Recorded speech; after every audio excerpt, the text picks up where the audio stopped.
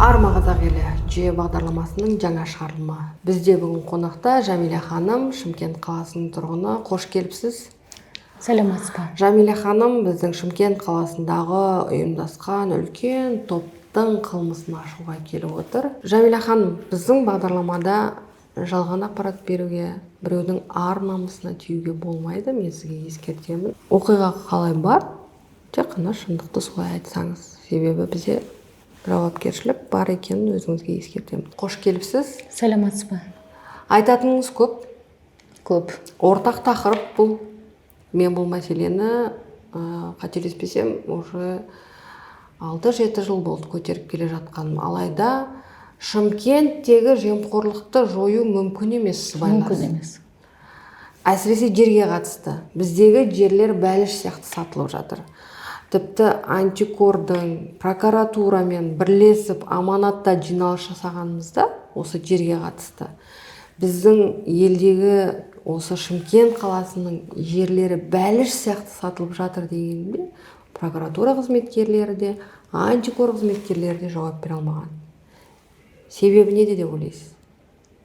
Жемқорлық. Иә, жақында ғана біздің Шымкент қаласының әкімдігінің қызметкері Нұрбол Жүнісбеков Астанада құрықталды деген ақпарат шықты. Бұл ақпарат жайдан жай шыққан жоқ. Мен сіздерге бүгін бірақ ісін көрсетейін, ары қарай қоғамның өзі бағасын береді деген ойдамын. Құрметті көрермендер, тағы бір ескерте кететін жайт. Менің бағдарламам бір шоу емес. Бұл жерде бір әншілердің, немесе бір әртістердің өмірін талқылап отыратын жер емес. Бұл қарапайым жандардың күнделікті шешілмей жатқан мәселесін көтеретін бағдарлама. Мен журналист емеспін, мен заңгермін. Бұл жерде мына журналист неге былай сөйлеп отыр, анандай қылып сөйлеп отыр, неге үйтет, бүйтет деп маған сын айтудың қажеті жоқ. Бұл жерде кербезденіп өзімді көрсету үшін отырған жоқпын. Менің бағдарламама келген адамның мәселесін барынша ашып көрсету үшін бұл бағдарлама түсіріледі. Және халыққа да түсінікті болу үшін менің қонағымды кейде ойын бөліп, жан-жаққа шашылып кеткен ойын кейде бір бағытқа түсіру керек болып жатады. Сол кезде мен әңгімені ортасынан бұзып жатам, кейде сұрақ қойып жатам. Соны кейде бізде көрермендер дұрыс түсінбей жатады. Неге кейіпкердің сөзін бұзды деп. Біздің мақсат біздің бағдарламаға келген кейіпкерлердің басындағы мәселені ашық көрсету. Сол себептен түсіністікпен қарауларыңызды сұраймын.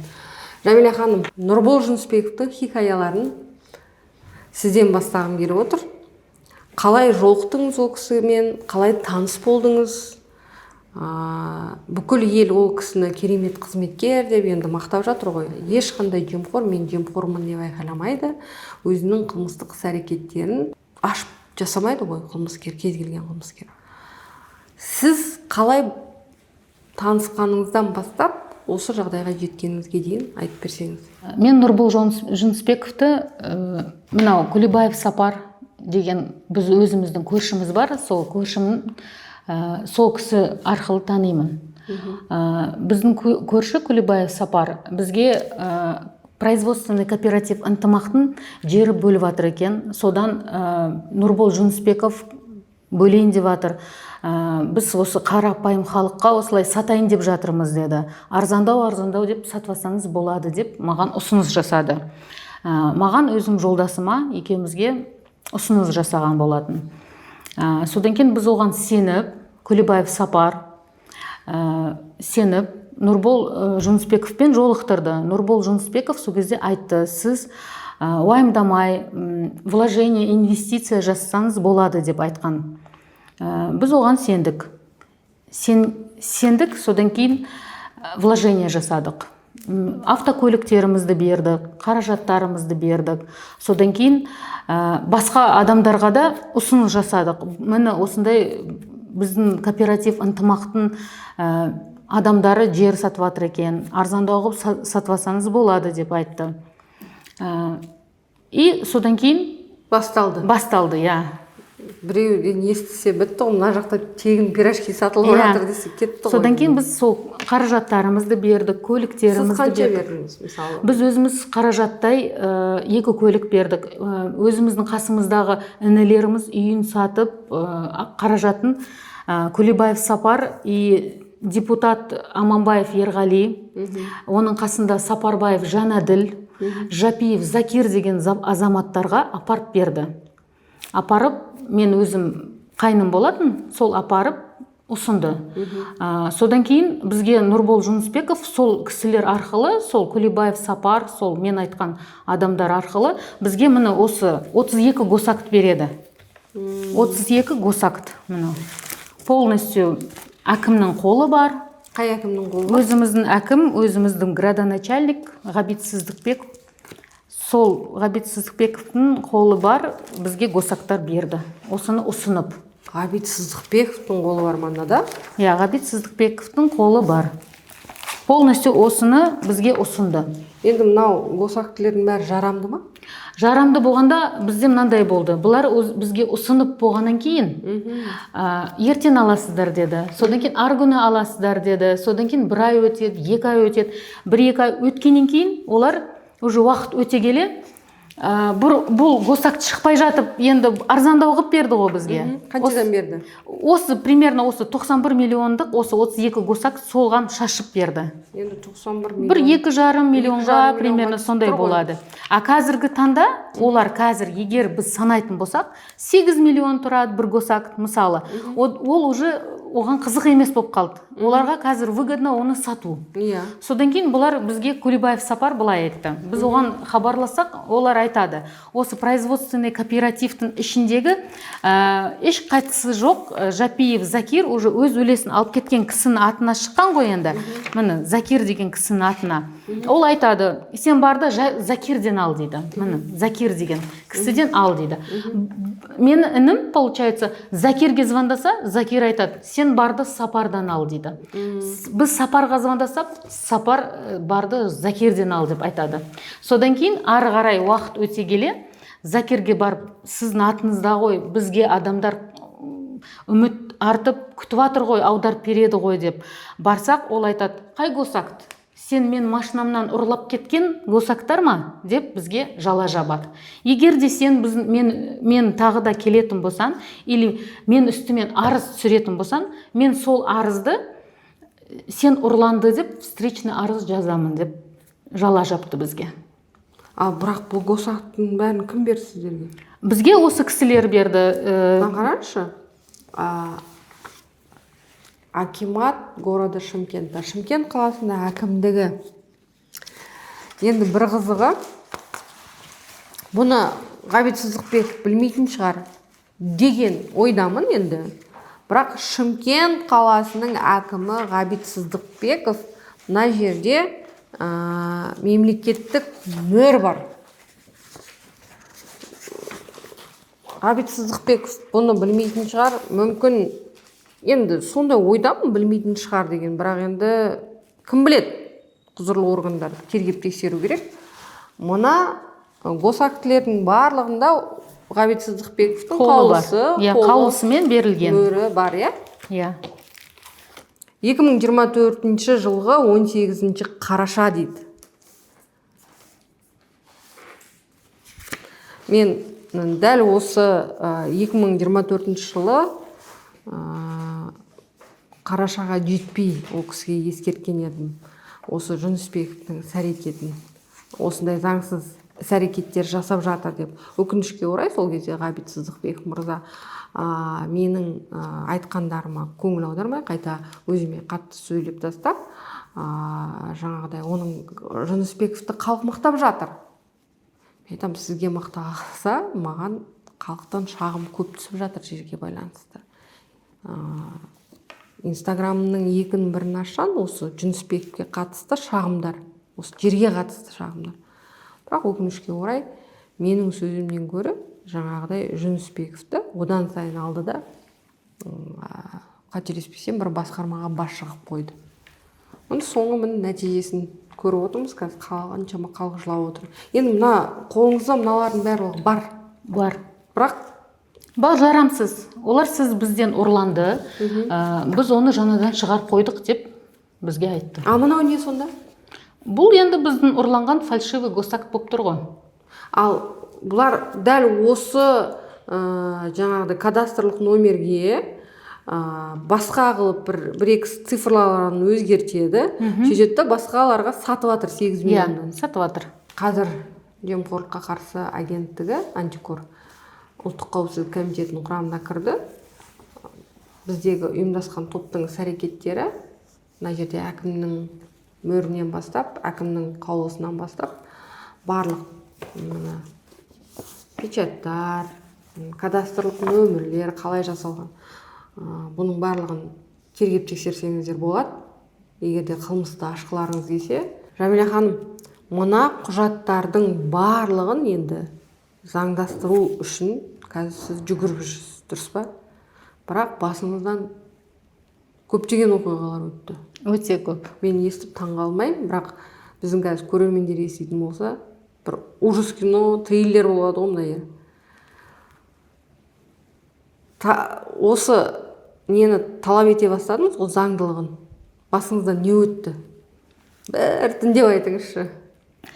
Осыдан 3 ай бұрын мен Нұрбол Жүнісбековтің өзіне баратынмын. Ол айтты, кооператив 926 госакт алып кетті. Олар сізде міндетті түрге аударып беру керек, заңды түрде аударып беру керек. Өткені сіз қаражат бәрін беріп қойғансыз деді. Мен Кулебаев Сапардың алдына барған кезде Кулебаев Сапар айтты, қандай машиналар? Мен сенен сатып алдым деді. Мен сенен сатып алдым. Содан кейін мен қайын інім барған кезде алдына мен жолдасымен. Олар қасында Аманбаев Ерғали, Жапиев Закир, одан қалған тағы бір жолдастары Сапарбаев Жанаділ. Олар айтты мен жолдасыма, тағы да келетін болсан, сені и по красному, и по черному істеп тастаймыз. Мен жолдасым айтқан кезде ол, неге сендер үйтіп атсыңдар, енді сендер заңды беру керексіңдер ғой. Айтпады деп айтпады деме. Біз сені орнына қоямыз деді. Жерді сұрап барған. Жерді сұрап барған кезде. Сұрама деп тұр ғой. Сұрама, болды, жоқ саған деп тұр. Біз алдына бардық, бірнеше рет бардық. Сұрадық, өткені бізден басқа адамдарды сұрап жатыр, қашан аударып бересіңдер, осылай болды ғой. Енді адам сеніп бергеннен кейін енді Нұрболға сендіңіз ғой, енді шенеунік айтып отыр. Ақшаңды сал инвестиция ретінде. Мен саған мына жердің бәрін құжатын шығарып берем дегенсің, сеніп аудардыңыз ғой. Бәрін сеніп аудар. Егер біз ондай істемесек, бұл госактар қалай біздің қолымызда болады?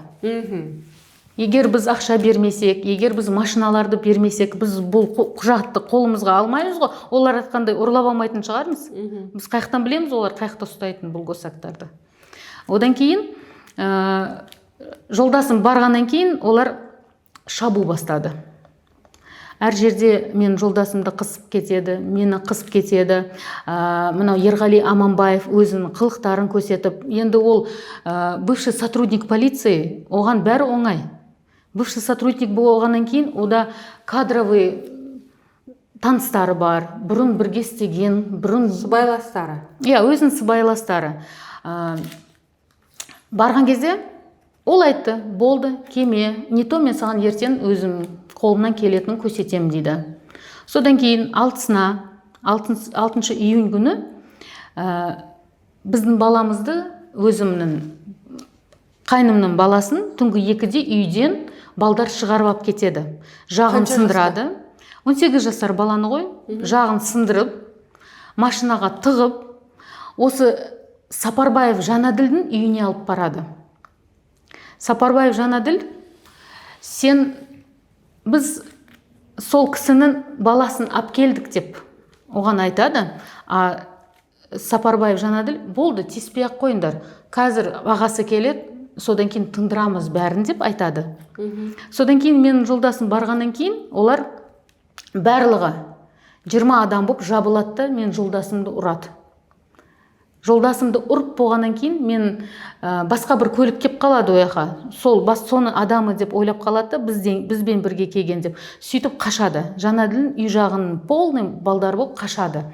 Мен жолдасым баланы алып кетеді үйге. Баланы алып болғаннан кейін бір сағаттың ішінде баланы скорыймен алып кетіп, бір сағаттың ішінде біздің үйге 3 машина келеді. 3 көлік. 3 көліктің ішінде топырлаған тола бала. Сөйтіп біздің забордан асып, неше түрлі сөз, жаман сөздер айқайлап, мен жолдасыма шық деп айтады. Забордан асып. Ол сіз кәдімгідей үйлеріңізге сонда баса көктеп кіріп, бүткіл көршіні просто, можно сказать, на уши көтереді. Бүкіл көрші көтеріліп кетеді. Түнгі 3-тен 38 кеткенде. Қорқпайды ма сонда бұлар үштенкеден? По всей видимости қорқпайды. Енді Нұрбол Жүнісбеков власти мықты шығар, немесе мынау бывший сотрудник полиции барлығы болар, бұл кісілер. Бывший БСниктер, может, солардың несі мықты шығар, крышалары мықты ма? Енді біз кәдімгі қарапайым халықпыз ғой. Бізге келіп, давай сен шық, неғып, травматический пистолеттен атып кетеді. Сол моментте біздің көршілер айқайлап, милиция шақырамыз деп 102 шақыр жібереді. 102 шақыр болғаннан кейін бізге сотрудники УБОП келеді. Сотрудники УБОП келеді. Неге УБОП келеді? 102 шақырғаннан кейін кәдімгі учаскелік полиция. Сіздер қай ауданға қарайсыздар? Біз Абай аудандық. Абай аудандық учаскелік полиция бәрі келу керек қой, сол жерге. Дознавательдер келу керек, тіркеу керек, оның барлығы, криминалистер келу керек, ана оқ атылған бәрін зерттеу керек емес пе? Соның бәрін істеп олар жоқ, ондай істеген жоқ. Ол келеді, сотрудники УБОП келеді, айтады. Сіз ешаққа жазбай қойыңыз, біз өзіміз по факту істеп тастаймыз. Кім деген келеді? Бақытжан деген мырза келеді.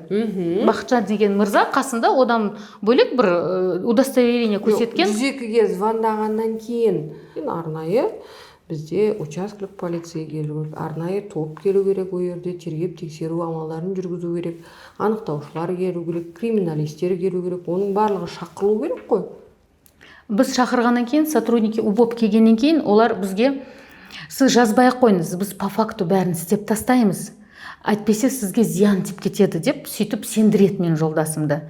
Біз мақұл дейміз, 102 келгенді қайтар жібереміз. Өздері по факту істейтін болып қалады. Содан кейін біздің больницаға барып, нанесение тяжких телесных болды ғой балада, полностью жағы сынған, и оны видеоға түсіріп алады. Сенің үйіндегі көкелерің сотталып кетеді, сен видеоға түсші, шағымым жоқ деп неғып алады, видео түсіріп алады. Біздің арызымыз, біздің барлық вызов, бәрі куиға тіркеледі. Полностью куиға тіркеліп, барлығы не списанный материал болып кетеді. Содан кейін біз біраз уақыт өткеннен кейін бізге участковый звондайды. Кейіннен бізге участковый келді. Берік Жұмашев, мен сұраймын одан, по факту сіз қашан қозғайсыздар деп айтсам, олар звондайды, мен жолдасыма мазасын алады. Звондап шақырады. Сізге адамдар кеп тұр департаменттен. Қандай адамдар десен, сол Бақытжан Адылбеков деген сотрудник УБОП сізді іздеватыр. Не себептен десен, сол алтысына болған оқиға бойынша. Бұл менде видеозаписте жазылған. Осы әңгіменің бәрі. Сол барады. Одан кейін олар біздің мазамызды алғаннан кейін мен, как положено, барамын, жазамын заявление управления собственной безопасности, что біздің департаменттің адамдары, одан қоса МПС-тің адамдары, сотрудник полиции біздің мазамызды алыватыр, и по факту скрытие преступления ешқандай да қылмыстық іс қозғамады деп жазамын. Оған біраз уақыт өтеді, біздің деланы просто списать етеді, что мы не видим никакого состава преступления деп, бізден допрос алмайды. Получается, біз ешқандай не болды, не қойды деп, мұны біздің неміз, арызымыз полный тіркеліп тұр мына жерде. Полностью көрсеңіз болады, мына жақта полный арыз, мұны департамент полиции полностью тіркелген. Сонда адамды ұрлап алып кетеді. Адам ұрлау. Факт. 125. Е? 125-ші бап. Адам ұрлау 125-ші бап. Жағын сындырады. Жағын сындырады.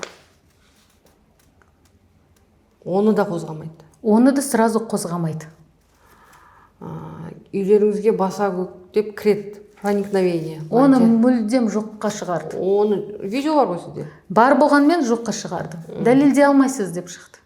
Анау бүйтіп өрмелеп шығып жатқан сонда дәлел емес пе екен? Сол дәлел емес екен. Көршінің сөзі сөз емес дейді. Өзіміздің құқығымыз қорғайық десек, ол не считается деп айтты. Яғни сонда бізде Шымкент қаласының полиция қызметкерлеріне сұрақ. Вообще полиция емес, прокуратураға сұрақ қойыш. Бұл материалдың бәрін полициядан бөлек прокуратурада көрген шығар, да? Көрді. Уже кейіннен мен прокуратураға обращение жасағам. Сонда 125-ші бапты қайда құрттыңыздар? Жаңағы адам ұрлаған проникновение қайда қалды? Жағынсындар, хулиганство қайда қалды бұл жерде? Бұзақылық қой оның барлығы жасап отқан. Неге іс қозғамадыңыздар? Әлде адам өлгенде қозғайсыздар ма? Не үшін сондай, қалай айтсақ екен, бұл деген қылмысты жасыру ғой. Неге сіздер қылмысты жасырып жатсыздар? Әлде мынау Жүнісбековтің қасындағы ұйымдасқан топтың жігіттерінің іс-әрекеттері ашылып қалмасын деген оймен жасап жатсыздар ма? Алдағы уақытта Ішкі істер министрлігі, Бас прокуратура, Ұлттық қауіпсіздік комитетінің қызметкерлері бұл сұраққа жауап береді деген ойдамын. Яғни кеттік ары қарай. Бұның барлығы қалды, іс ашылған жоқ, соңында өздеріңіз кінәлі болдыңыздар. Нәтижесі? Нәтижесі мынандай болды. Біз полностью ДСБ-ға жаздық, Ген прокуратураға жаздық, полностью барлық неге арыз, как говорится, все списанные материалы қолымызда бар. Бізді қолдаған бір қызметкер бар. Марат Ержан, прокурор. Біз оған бардық. Қалай қолдады? На прием жазылғамыз. Сөйтіп? Содан кейін оған барып айттық. Осындай жағдай болды, бізді осылай атты, осындай болды. Ол бір күнде осы топтың бәрін жинап алады. Полностью барлық топты жинайды. 107-ші бап бойынша Ғана іс ашады. Бір қылмыс іс осыны ашады. 107-ші бап бойынша. Ержан Марат мырза, дейінші сізді. Мына жерде адам ұрлығы қайда? Бұзақылық бабы қайда? Үйге баса көктеп кіру қайда? Неге 107 ғана? Олар Ержан Марат сізді мен қолдап тұр деп ойламаймын. Просто сізді жан-жаққа жаза бермесінші деп бір сәл ғана аздап бір мәз қылып қояйын деген ғой 107-мен ашып. Егер де ол кісі шын қатты жұмыс істегісі келсе, жаңағы егерге 125 бұзақылық, жаңағы баса көктеп кіру, өз бетінше билік ету бабын барлығын қосатын еді. Бірақ өкінішке орай 107 деген жай ғана жай болып қой ол. Сонымен мәз болып жүре берсін екі ортада деген ғой. Сіз оған рахмет айтып жатсыз. Жоқ, біз енді міне, біз осы бап бойынша барамыз ғой РОВД. Абайский РОВД маған айтады, сіз не үшін келдіңіз, сіз өзі кімсіз?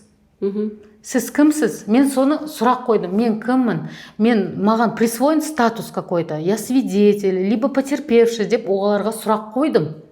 Сіз ешкімсіз деп маған Мұхтархан деген тергеуші тура сондай жауап берді. Сіз ешкімсіз. Бізге тек қана осы бала керек, осы прокуратураға жазылған арыз бойынша бір іс қозғалды. Міне 125 бап бойынша оны қозғаған жоқ.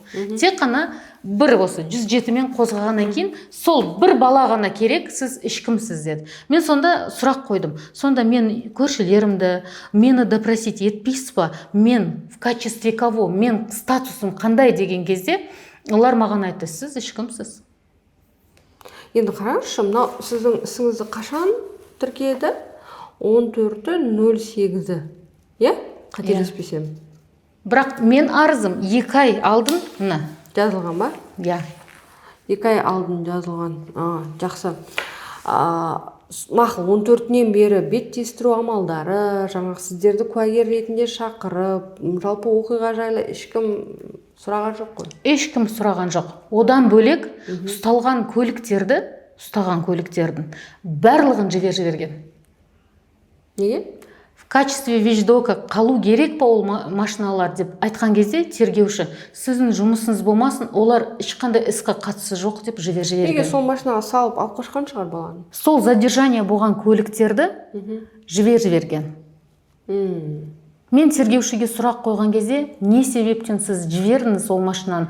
Экспертиза шыққан жоқ. Мы не допрошены в качестве свидетеля.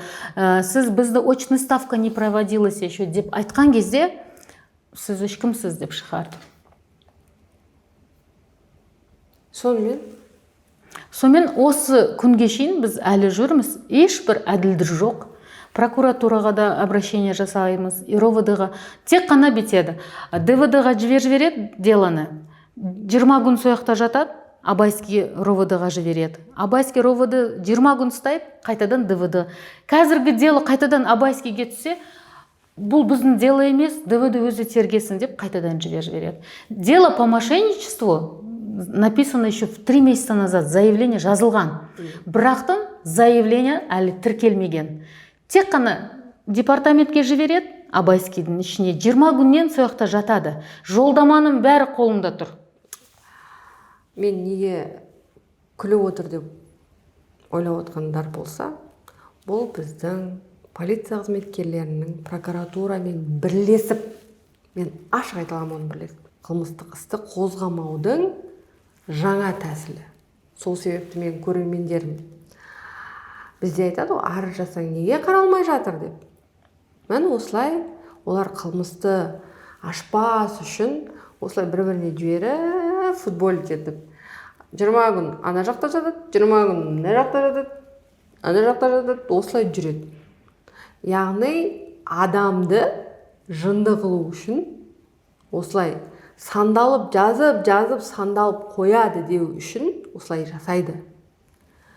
Егер де сіз арыз жазып қойып, мені Құдай қаласа тергеуші шақырады, менің ісім қозғалатын болды деп үйде отыра беретін болсаңыздар, істеріңіз қозғалмай осылай жабылып кетіп жатады. Сол себепті біздің жүйе бағдарламасын көрген кезде әрбіріңіз сабақ алыңыздар.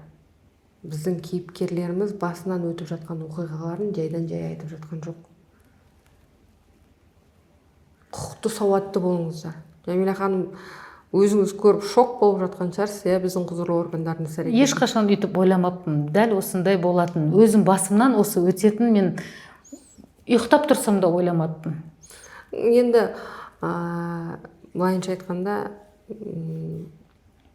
бүкіл жазуды, сызуды, бүкіл өзім құқығымды білем деген адамдардың өзі келеді ғой жерге. Мынау не деген масқара, шаршадық деп қазір келіп жатқандар өте көп. Біздің дәл менің бағдарламама. Сіз де соның бірісіз? Бұрын еститінмін. Наша полиция нас бережет деген. Нет, өзім 100% айталам, наша полиция нас только убивает. Уверенно 100% айталам. Келіспеске амал жоқ. Енді қылмыскерлерді қолдап тұр, былайынша айтқанда. Қолдап тұр. Үйіңізден адамды ұрлап алып кетеді, жағын сындырады, алып келіп жасайды, үйіңізге баса көктеп кіреді, атады, бірақ соның өзіне қылмыстық іс қозғалмайды. Не деген масқара? Кіші балам, мама, соғыс басталып кетті ма деп шошыды ғой. Сол күні. Сол түні шошып түнгі 4. Келген адамдардың түрлерін бәрі анық түскен ғой негізсіздер. Анық түскен былай тұрсын, өздері айтып тұр. Біз бардық дейді. Бірақ сөйлесуге бардық деп тұр. Сонда біреудің есік алдын сөйлесуге келсе, сен есігіңді ашып кіргізесің ғой түнде. 3-те келмейтін жерлерді. Түнгі 3-те келген ғой. Сол түнгі 4-те. Түнгі 4-3-те. Сонда сен асып тұрып сөйлесесің ба сонда? Сондай қып айтып жатыр. Соны тергеушіге, тергеушінің бастығына айтып жатсам. Сіз Ержан Маратқа жаңағы маған көрсеткен видеоларды көрсеттіңіз бе? Жоқ, о жерге көрсетпеген. Неге көрсетпедіңіз? Жоқ, әкеңізші, мен көрейін сіздің айтып жатқан сөзіңізге факты бар ма деп сұрады ма ол кісі? Как вы докажете, что они стреляли дейді? Сонда адамның өзі доказательство емес па деген кезде, енді көршілерді допросить ету керек, бәрін соны істеу керек қой деді. Енді бірақ істеген жоқ. Өкінішті, өкінішті.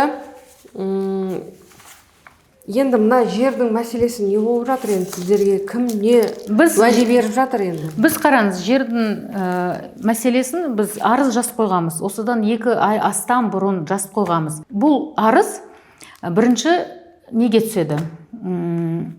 Абайскийге түседі, Абайский ровд. Абайский ровд оны департаментке жібереді. Тура мен айтқандай, сол жерде 1 ай жатады. 1 айдан кейін бұл қайтадан Абайскийге жібереді. Содан кейін Абайскийдің несі, тергеушісі, бұны мен қарамаймын дейді, сіз сотқа барыңыз дейді. Мен айтам, крупная сумма болып тұр ғой, қалай мен сотқа барам? Бұл гражданское правонарушение дейді. Гражданское правонарушение. Мен содан кейін айттым, бұл гражданское правонарушение емес, сіз бұл қылмысты ашып тергеу керексіз. Бірақтан мен ойланамын деп уәде берді. Мен ойланамын деп. Енді қараш, жаңа сіз Нұрбол Жынысбековтің алдына барып, жаңағы нені көрсеткен кезімде, ол сізді сыртқа алып шығып кетті дедім. Мен Нұрбол Жынысбековтің алдына барғам. Осыдан бір 3 ай бұрын бардым. Осы госактардың бәрін көрсетіп, мына жерде бізде список протоколы бар. Мен список протоколды ашқан кезде, мына список протоколдың ішінде кім қанша жер алды. Содан кейін мен оған сұрақ қойдым. Мына жерде сіздің әйеліңіз немесе балыңыз кім деп сұрақ қойдым. Сол кезде ол менің қолымнан жай ұстап, жүріңізші, далаға шығып сөйлесейік деп мені далаға алып кетеді. Сонау 9-этажканың ішінен далаға, сыртқа, жолдың бойына алып кетеді. Апай, сіз неғымаңыз, бәрі нормально болады, мен айтам, бұл мен емес істеп атқан. Бұл міне кооператив ынтымақтың мүшелері солар істеп жатыр. Оларға мен айтқам сізге аударып берсін деп. Бірақ олар мені тыңдамай жатыр деп, сондай бір уәде берді. Мен тағы да айтамын деп айтты. Мына жерде Нұрбол Жынысбековтің туысқаны қайсысы? Біздің ойымша міне 12,5 гектар алып атқан осы кісі. Гүлзия. Анық айтайық. Гүлназ кадастрлық номері 22-324-068-254 Ұлттық қауіпсіздік комитеті, бас прокуратура, тексеріңіздер. Жанбырбаева Гүлназдың кадастрлық номерін. Және Нұрбол Жынысбековке қандай қатысы бар екенін тергеп тексерулеріңізді сұраймын. Анықтаңыздар, білейік, шынында да туысқан ба, туысқан емес па? Бұның арасында мына жерде Кулибаев Сапар и депутат партии Аманат Туркестанский область Байдыбекский районының депутаты да бар. Ол қайсысы? Аманбаев Ерғали деген кісі. Аманаттың жүрмейтін жері болмай қалды ғой өзі. Аманатта сонда қандай кісілер жүр ме? Халыққа қиянат ететін адамдар да жүр ме сонда? Аманбаев Ерғали. Бұл кісі кооперативқа қандай қатысы бар Аманбаевтың? Бұл кооперативке ешқандай қатысы жоқ. Не алып жүр онда кооперативтің мүшесі бұл? Ол жер мәселесін, жердің үлесін өзіне алып жатыр. Басқа сол жердің тұрғын азаматтардың жерін сатып алып жатыр ма сонда? Қалай алып жатыр? Мысалы, мен білем да, кооператив мүшесі ғана сол пай жер үлестерінен өзіне 8 соттық жер алады, өзінің жер үлестерін алады. Қалғаны мемлекетке қайтарылу керек болса, мемлекетке қайтарылады. Негізі заңдылығы солай. Жоқ, бұл мынандай ғой. Мына жақта Ерғалидің адамы бар. Мына жерде список протоколдың ішінде Алмаз деген жігіт бар. Алмаз деген жігіт ол Ерғалидің адамы. Аманбаев Ерғалидің адамы. Бұлар өздері тікелей кірмейді, өздерінің адамдарын кіргізеді, туысқандар. Жоқ, арасында бар. Десеңізші. Бар. Арасында қыздары бар. Міне Сапарбаевтың қызы мен несі бар, інісі бар. Олар да алып жатыр кооперативтен жер. Бұлар андайға бір сот, мысалы, 8 сотық жер алмайды. Бұлар тек қана 12 сотық. 12 сотық жер, 12 гектар. 12 гектар жер. 12 гектар жер ол деген 120 госакт. Понимаете, ол бір адам, получается, 120 госакт алады. Сөйтіп соны сатады. Сөйтіп сатады. Бір жер қанша тұрып жатыр қазір? Бір жер кемінде 8-10 миллион тұрады. 8-10 миллион. Сонда 10 миллион жер, 100 гектар жерің 100 миллион. 120 миллион болады, получается, если 12 гектар жер болса, 120 миллион теңге. Кәдімгі базар десеңші, Сізге видео ұсынып берем. Кәдімгіден андай стопка не алып алған госактар. Біз әлі цена қойған жоқпыз. Қалағаныңды ал деп адамдарға сатып жүр. Жолдың бойындағы бөлек цена, іштегі сәл арырақ көшенің ар жағында бөлек цена. Сөйтіп сатып жатыр. Аэропорттың прям маңынан полный жерлерін бәрін сатып жатыр. Негізі стратегиялық объект аэропорттың жанында жерлерді сатуға негізі тыйым салған еді. Өкінішке орай Ғабит Сыздықбековтың уақытында қазіргі таңда онда біз біліп отырмыз аэропорттың жанында жерлердің сатылып жатқанын. Біздің еліміздің ұлттық қауіпсіздік комитеті қайтадан айтам, мына мәселеге зейін қойып тергеп тексерулеріңізді, себебі ертең тағы да мына ұшақ құлап, енді әрине Құдай сақтасын, бірақ жаңағы үйлер жақын орналасып, ол жердегі светтер жаңа ұшақтың қонуына кедергілер жасап жатса, бұның барлығы осындай міне сыбайласқан жемқорлардың арқасында. Назарға алыңыздар. Біздің халық білу керек, біздегі жерлерді, құжаттардың қалай жасалып жатқанын. Кейде менің оқырмандарым да, көрермендерім де, Айгүл ханым, сіз неге жаңағы қызметкерлерге, әкімдік қызметкерлерге тиісе бересіз дейді. Мен жайдан жай тиіспеймін, осындай халық келеді шағымын айтып, солардың мәселелерін біліп отырғаннан кейін, олардың қылмыстардың үндемей жүріп қылмыс жасап жүргенін көріп отырғаннан кейін, әрине кейде ашынып айтасың. Сіздің артыңызда қазір қанша халық тұр? 14 адам. 14 адамға беру керек. 14 адамға өзінің жерін беру. Бәрі бір екеуден алды ғой, енді олар сатып алды да. Сонда біз соған ақшасын апарып бердік. Енді мысалы, мен екеу алдым, например. Қатарымен мен екеу алдым. Енді қазір 14 адам үйсіз, жайсыз қалып отыр, 14 адам. Ал сіз көліктерді жаңағы кім Сапарбайға аударып бердім дедіңіз ғой? Күлібаев Сапарбайдың әйелінің атына аударсын деді. Біз әйелінің атына 2 машина аударып бердік. Получается К8 и BMW. Енді қараңызшы, содан кейін ол әйелінен қайда кеткен, ол көліктер білмейсіздер ма? Өздері айдап жүр, әлі осы күнге шейін өздері айдап жүр. Балдары, немерелерін мінгізіп қойған. Мынау бойынша егер қылмыстық іс ашылса, ол мына жерді сатқан адам ретінде мынаның барлығы ашылады ғой. Мына қылмыстық іс ашылмағаннан кейін сіз ол машиналарды қазір аламай жатырмыз. Ең болмаса біз өзіміздің қаражатымызды қайтарып адамдарға тарат берсек, соның өзіне біз сәл болса да жүрегіміз тынышталып қалатын еді. Қазіргі таңда біз не былай болып тұрмыз. Не бере алмаймыз, не аудара алмаймыз. Бұлар қазір енді қымбат болып қалғаннан кейін бізге уже аударғысы келмейді. Арзан кезінде Нұрбол Жүнісбеков убедительно қып айтты: ала беріңіздер қазір, не қылыңыздар, енді біз сендік. Бұл кісілер бір көшеде бізбен тұратын көрші. Жүнісбеков па? Жоқ, Жүнісбеков емес, Күлібаев Сапар, осы Аманбаев Ерғали, Сапарбаев Жанәділ, Жапиев Закир, біздің өзіміздің ауылдың азаматтары. Біздің мына Күлібаев Сапармен бір көшеде тұрамыз. Жаңағы Жүнісбековпен қайсысы тығыз байланысты? Бұл барлығы байланысты, но в основном Күлібаев Сапар и Аманбаев Ерғали депутат. Депутат Аманбаев Ерғали жақында мені қысамын деп, өзі встречный жолға шығып кеткен. Анау аэропорттан келе жатқан кезде ма? Аэропортқа келе жатқан кезде мені көріп қалды, маған мінезін көрсеткені ғой, мен мықтымын деп. Сіз оны түсірдіңіз? Мен оны түсірдім. Одан кейін олар әртүрлі сөзбен маған звондап, атысуға дайындала бер, мен сенің күйеуіңді үйтіп жіберем, бүйтіп жіберем деп маған шабу жасады. Звондап.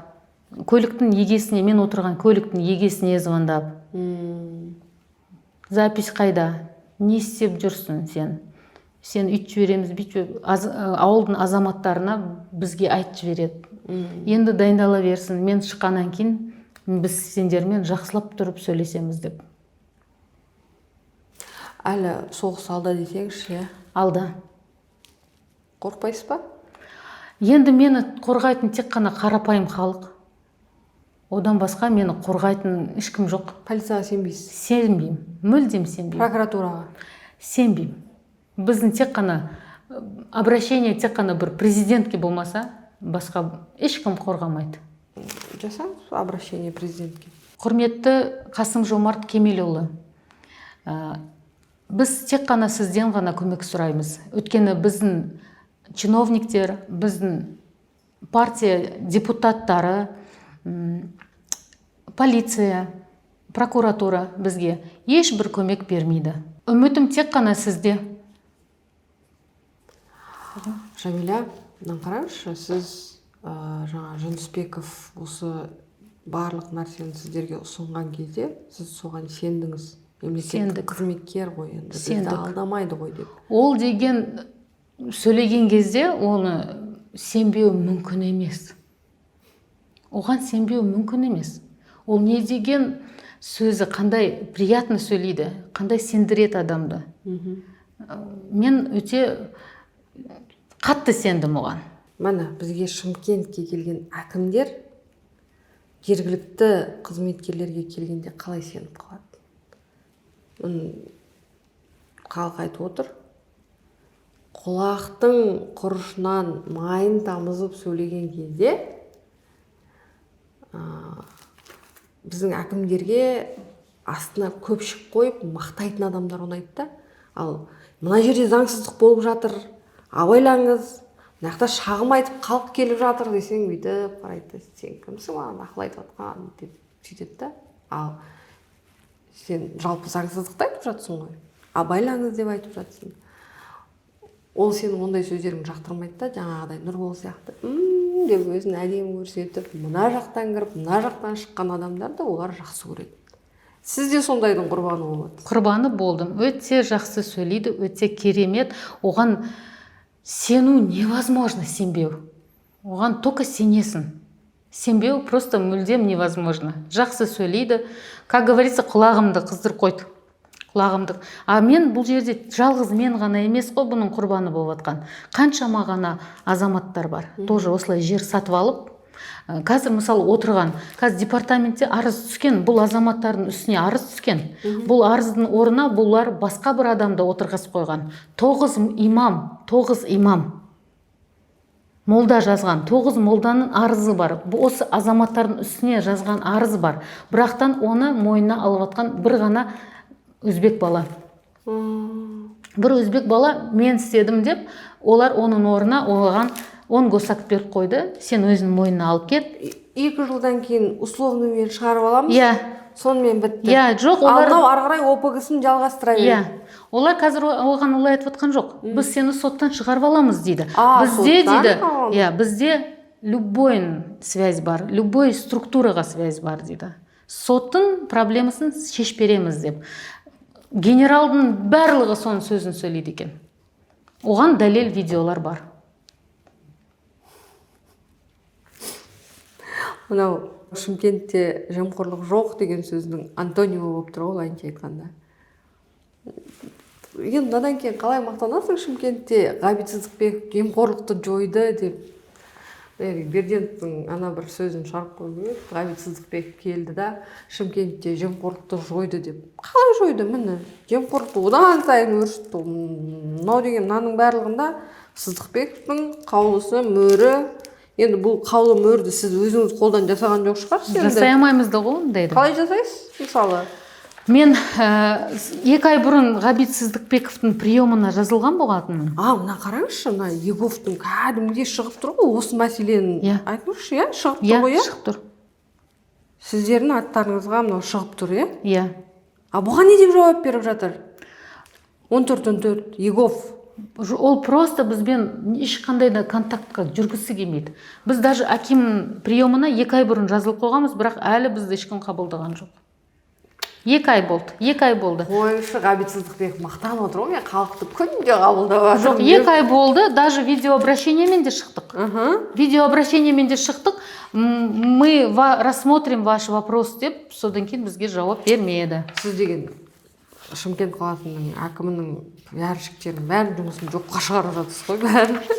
Енді факт қой, біз бардық, 4 адам болып жазылдық. 4 адамның біреуі әлі кірген жоқ. 4 адамның біреуісі кірген жоқ. 2 айдан бері біз әлі кірген жоқпыз. Біз осы мәселені айтайық деген едік. Міне, Ғабит мырза, сіздің қолыңыз тұр. Не істесек болады? Біз енді бұны ұрлыққа жасаған жоқпыз ғой. Қалай 4 адам соншама 926 госакт аватыр. Қалғанын бәрін сатып атыр. Беріп атқаны бір екі әшейін қатты ұрыс беретін может бір 10 шақты адамға әшейін бір штуктан беріп қойды. Соны бүйтіп риза болып жүр адамдар. Өзіміздің микрорайонның адамдары риза болып жүр. Қалған 926 демекші, 26-ны былай апсыз 900 жаңағы жерді олар өздері сатып жатыр да. Мен Нұрбол Жынысбековке кетті ғой. Нұрбол Жынысбековке мен сұрақ қойғам. 926 госакт осы 4 азаматқа қалай берілді десем, жоқ, 30% акимат ап қалды деді. Ол кім ап қалды десем, енді ол жақта жұмыс істеген, мынаның документтің бәрін істеген әр адамның өзінің долясы бар ғой деді. Мына жерде күшті қылмыстардың барлығы ашылып жатыр. Содан кейін тағы кім не алыпты? Айта түсіңіз. Вот біз оған сендік. Мен енді өзім госслужащий болмағаннан кейін енді может сондай система шығар. Кооперативті жерін бөліп, содан кейін 30%-сын өзіне алып қалатын. Сіздің қолыңызда жалпы кооперативке тиесілі жердің бүкіл список бар ғой. Бар, құжаттары. Құжат бар, кадастр номерлері бар, архивтен бұрын сақталған, иә? Бар. Енді сол жерді олар нысанын өзгертті, бұрын егін шаруашылығы, мал шаруашылығына арналған жерді алады да, олар нысанын өзгертеді де, жаңа кооперативтің мысалы 1 гектар жерді бір адамның атына аударады, оны одан кейін 8 соттыққа бөлшектейді, содан кейін олар сатады. Енді мен көрермендерім арасында түсінбей отқандар бар болатын болса, мен кішкене ғана түсіндіріп кетейін. Яғни сол мысалы 1 гектарды алып 8 соттықтан бөлген кезде ол әр адамға 10 миллионнан түсіп сатылады. Түсіп сатылады. Бірақ өкініштісі кооператив мүшелеріне берілмейді. Берілмейді. Олар тек қана өзінің кооператив мүшесін қып қойып қойған. Тек қана өзін. Айдалада Бәйдібекте жүрген адамдар. Айдалада Бәйдібектің адамдары. Мына жақта біз танымаймыз. Бұл біздің районның адамдары емес. Бұл қай жақтан келген мынау Айша деген мысалы кісі, Алмаз деген, бұл кімнің адамы? Кімнің? Сол кімдер? Деп сұрақ қойғанбыз біз. Мынаны негізі ДВД тергесе, кімнің адамы барлығы шығады, бірақ оны тергемейді. Өткені ол Абайскийге кетеді. Абайскийден қайтадан ДВД. Біздің құқымыз бар, 1 жыл сөйтіп жүруге деді. Маған сондай жауап берген. Кім берді ондай құқықты? Абайский РОВД-ның қызметкері, тергеуші мырза, сізге кім берді ондай құқықты? 1 жыл бойы олай істі алып жүруге. Бұл деген укрывательство, яғни қылмысты жасыру, ол кісінің өзінің үстінен қылмыстық іс ашу керек. Олай істеген үшін негізі. Тергеушінің үстінен жазыңыз. Сіздің толық құқығыңыз бар. Дәл осылай істі созбағанға салған үшін. Біз жаздық. Не қыл деді? Жауап енді келеді. Енді келеді. Біздің жергілікті жерлер осы, біздің Шымкент қаласы жергілікті жер жұмыс істемей жатса, бұл жерде жүріп қажет жоқ. Тікелей Астанаға барып, президент әкімшілігіне кіріп, бас прокуратураға кіріп, өз құқықтарыңызды талап етіңіздер. Себебі бұл жерде жүретін болсаңыздар, анау қораға қойды қамап қойып, айналдырып, жынды қылып қояды ғой, тура сондай қылып қояды. Сіздер де солай жүрсіздер ғой қазір. Иә, өкінішке орай. Жәмилә ханым, сізге көп алғысымды білдіремін. Жүйемен күресу оңай емес. Бұндай әділетсіздікпен күресу үшін біріншіден білім керек, екіншіден мінез керек және қайсарлық керек. Көбісі қол сілтейді, көбісі бұл ұйымдасқан, сыбайласқан жүйемен күресу мүмкін емес дейді. Бірақ менің білетінім, бүгін ашылмаған қылмыс ертең бәрібір ашылады. Сол кезде әр адам өзінің заңды түрде жазасын алады. Бізде көбісі ойлайды, неге кезінде айтпадың, неге кезінде көтермедің деп кейде менің оқырмандарым жазып жатады. Бірақ менің кезінде көтерген осы мәселені қозғаған кезімде олар мені оқымайды немесе көрмейді, бірақ осының бәрін әдейі істеп жатқан сияқты көрініп қалам олардың көзіне. Бірақ бұл жасырын емес, халықтың осылай шаршап жүргені, бұның барлығы ақиқат. Оның бірі өзіңізсіз. Дұрыс па? Дұрыс. Жүйемен күресу оңай ма екен? Оңай емес. Әділдік жоқ.